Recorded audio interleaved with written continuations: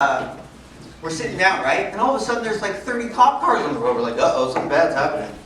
You can tell, right? It's such an odd story.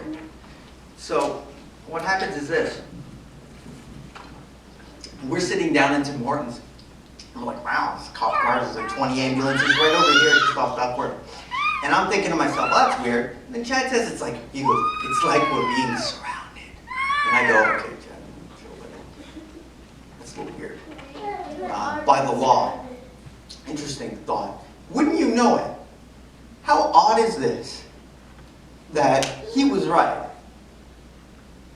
I'm sitting down in Tim Hortons and all of a sudden one of those 20 cop cars who's looking for somebody who stabbed somebody pulls up to the window in Tim Hortons where I'm drinking a coffee.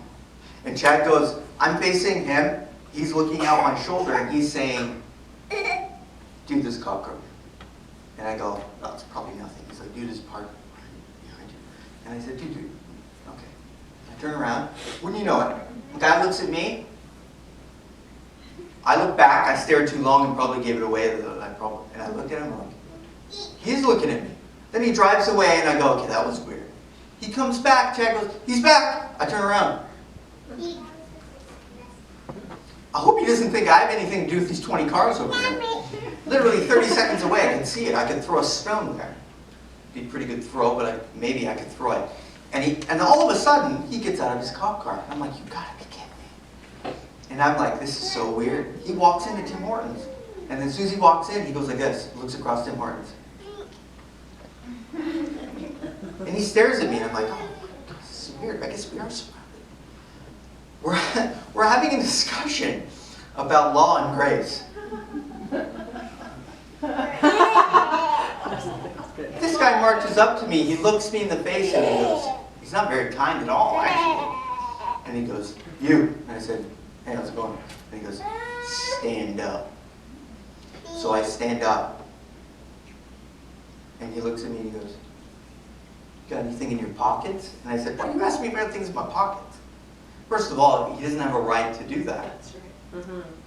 So I go along with it, and he goes, you got anything in your pockets? And he's going to check the pockets and touch the pockets. I'm like, well. And he goes, you got anything in your back pocket? So you going to check my back pocket? That's up to you, buddy, but I wouldn't want to check it. So he goes to whatever, and he goes, no, we're good.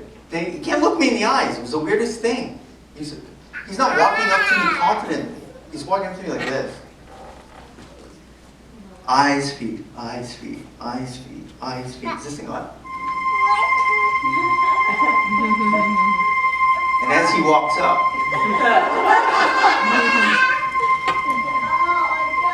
I'm overwhelmed by peace.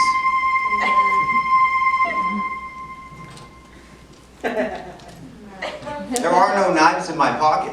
But then this voice comes in and says, what if I have a sharp knife in my pocket? But I never carry around a knife.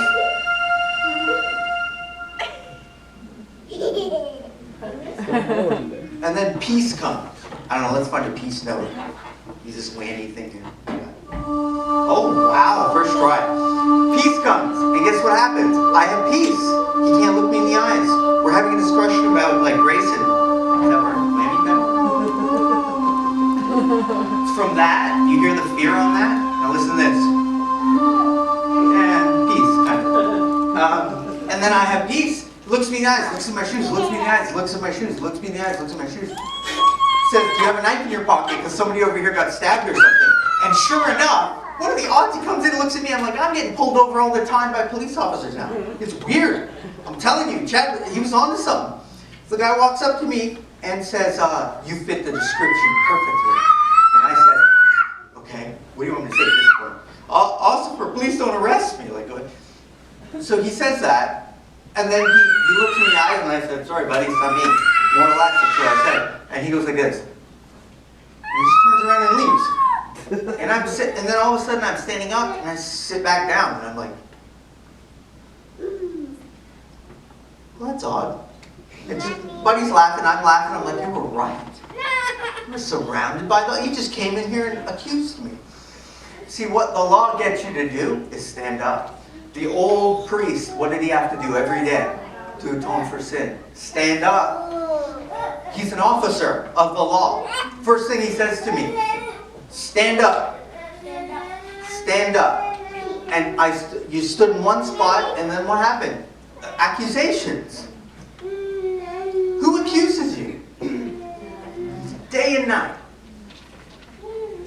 The enemy. And then there was no fear, peace, or anything, and he just walked out. And then guess what I did? Sat back down in rest. Because Jesus that law is obsolete. Jesus ain't standing up anymore. Jesus is sitting down, and his enemies are his footstool. Isn't that amazing? Yeah. So I sat back down, and I said, you're on to something, Chad. And this is 2 nights ago. Old Testament, man. The law will control you. The law, look, Colossians 2, verse 16 to 23 talks about rules and regulations. Don't do this. Don't touch that. Yada, yada, yada. This and this and this. And if you will follow those rules from your mind, you'll be under the law. Who changes your heart? Jesus Christ. Christ in me, the hope. He will perfect me, the work inside me, till the day he comes back, right? So whose job is it? His. I, for years, tried to fix my problems with biblical principle. Didn't work. When I let go, it worked really fast. I said, I can't fix this. I'm done. I keep trying to fix this day and night. I'm not fixing this anymore. I'm done. I've tried. See what happened? I went down the path of law to fix the problem and realized I couldn't. It started off great. And then you might as well just ask Jesus in your heart before you die. Because it got harder. And less love, less peace, less joy. Everything was, I thought it was joy unspeakable. You know what I mean? So what's wrong? It's me. There's something wrong I didn't see. And I could not believe that God wanted to do it. I couldn't believe that God wanted to do it. Couldn't believe it. That's the truth. Because he would say, let me do it. And then I go, oh, well, yeah, that's good. But fear would come in. Perfect love casts out all fear. Because fear comes from punishment. That's the word God says. So the reality of this, a lack of, maybe he won't do it, there's still fear there. How do we renew our mind? The armor of God talks about it. The armor of God is a great little, Ephesians, I think it's 6:11. Let me read it here. And it talks about the schemes of the enemy.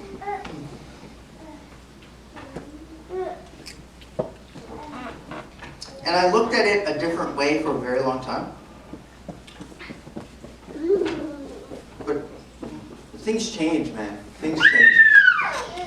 Finally, be strong in the Lord and in his mighty power, the power of his might.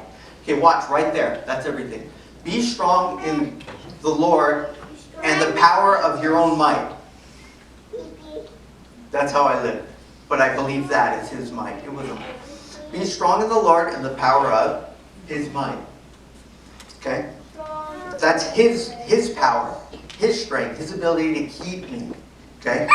Put on the full armor of God so that you can take your stand against the devil's schemes. You know what the devil's schemes are, the Christians nowadays? Cleverly getting you to drop the cross while still believing in it. It's a good scheme. It works. It works.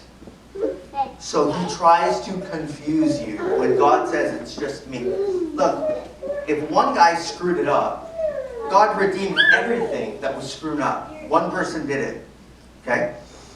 For our struggle is not against flesh and blood, but against the rulers, against the authorities, against the powers of this dark world, and against the spiritual forces of evil in the heavenly realms. Therefore, put on the full armor of God, so that when the day of evil comes, you may be able to stand your ground. And after you've done everything to stand, stand firm then with the belt of truth. The truth will set you free. Look, when we put on the belt of truth, it's so your pants don't fall down. Right? I can move forward and not be stalled. That's what the truth is. The truth will not only set you free, you will not stall out in the truth. Because God's doing it. The fear of the Lord in the Old Testament was like, if I don't do it, God's going to do it. Do something bad to me, or I'm going to lose my call, or I'm going to be stalled out and delayed. I'm going to be all these things, yada, yada, yada. But the fear of the Lord after the cross means I'm terrified to be without Him. Doesn't make sense anymore, does it? You can't lose your call. It's irrevocable. Thank you, Lord. It's good. Thank you, Lord. Thank you, Father. So truth, the belt of truth. Okay? Now watch this. before I thought I actually had to do some things. I'm not understanding this well throughout my whole life. Like Scripture, right? Therefore, put on the whole armor of God. We got the belt of truth. Stand firm. Buckled around your waist. The breastplate of righteousness in place. Interesting. What's that, buddy? That's a good one, right? Cheers. The breastplate of righteousness. Why? Because right here is where my heart is. If it hits your heart, you're in trouble. So now I got these two things down. Okay? My pants aren't falling down. Okay? And my chest is guarded. So he can't get to my heart. It's all about identity. This whole thing's identity. It's nothing else. It's guarding you from the lie that says he won't do it. That says he can't do it because you haven't done enough. That says you have to do this, this, this in order for him to do it. So then you'll do it. That's what it's talking about. Step 2. So what do we got? We got truth. Righteousness. The breastplate of righteousness. Your feet fitted with the readiness that comes from the gospel of striving. The gospel of peace is what it says. If I don't have peace, it's not your fault. You didn't do anything wrong. You can't do anything wrong. To say you can abuse grace is to say Jesus isn't enough. Grace will lead you to Christ and replace all the problems. And without effort, because of the goodness and love of God, we sang it tonight, because of that goodness, I'll change. It's the opposite effect. Don't try to get it in here. Logically says it's a license to sin. But let me tell you something. When I applied this, I was set free. Do you know why? Because I couldn't believe he was so kind to me. I couldn't believe that he was so good to me. That it caused me to stop drinking alcohol. Without effort. I didn't have self-control. I didn't do these things. I relied on the strength of God. Amen. And I just looked at him, and for everything, the enemy would